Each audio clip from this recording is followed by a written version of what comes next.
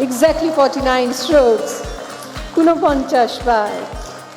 বই পাগল স্বজন বন্ধুদের ঠিকানা বইমেলার আনুষ্ঠানিক শুভারম্ভ। বাংলাদেশকে ছাড়াই দ্বিতীয় বছরের মতো শুরু হলো ৪৯তম আন্তর্জাতিক কলকাতা বইমেলা। বৃহস্পতিবার বিকেলে কলকাতার সল্টলেকের বইমেলা প্রাঙ্গণে এই আন্তর্জাতিক আয়োজনের উদ্বোধন করেন পশ্চিমবঙ্গের মুখ্যমন্ত্রী মমতা ব্যানার্জি। এবারের বইমেলায় প্রথমবারের মতো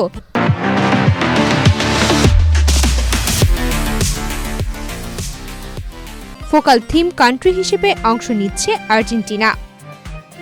উদ্বোধনী অনুষ্ঠানে মুখ্যমন্ত্রীর সঙ্গে উপস্থিত ছিলেন ভারতে নিযুক্ত আর্জেন্টিনার রাষ্ট্রদূত ম্যারিয়ানো কাউসিনো, দেশটির খ্যাতিনামা লেখক গুস্তাভো ক্রানভোজে, কলকাতার মেয়র ফিরহাদ হাকিম সহ রাজ্যের একাধিক মন্ত্রী ও বিশিষ্ট সাহিত্যিকরা। অনুষ্ঠানে দেশ বিদেশের কবি, লেখক ও সাংস্কৃতিক ব্যক্তিত্বদের উপস্থিতিতে উৎসবমুখর পরিবেশ তৈরি হয়। এই বইমেলায় আর্জেন্টিনা ছাড়াও British, German, Peru, Costa Rica, Ukraine, Nepal সহ প্রায় ২০টি দেশ অংশগ্রহণ করেছে।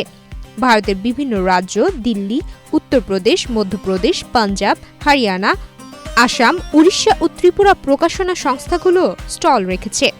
দীর্ঘ প্রায় ১ দশক পর মেলায় ফিরেছে চীনের প্যাভিলিয়ন। তবে নিরাপত্তাজনিত কারণে টানা দ্বিতীয়বারের মতো অনুপস্থিত বাংলাদেশের প্যাভিলিয়ন, যা নিয়ে বই প্রেমীদের মধ্যে ব্যাপক আক্ষেপ দেখা গেছে।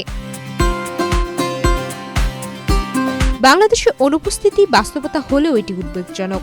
তার মতে, বাংলাদেশ বহু গুরুত্বপূর্ণ লেখকের বই থেকে পাঠকরা বঞ্চিত হচ্ছেন। শিক্ষাবিদ অলোকচন্দ্র চট্টোপাধ্যায় বলেন, বাণিজ্যিক ও পাঠকপ্রিয়তার দিক থেকে বাংলাদেশ প্যাভিলিয়ন ছিল সবচেয়ে সফল।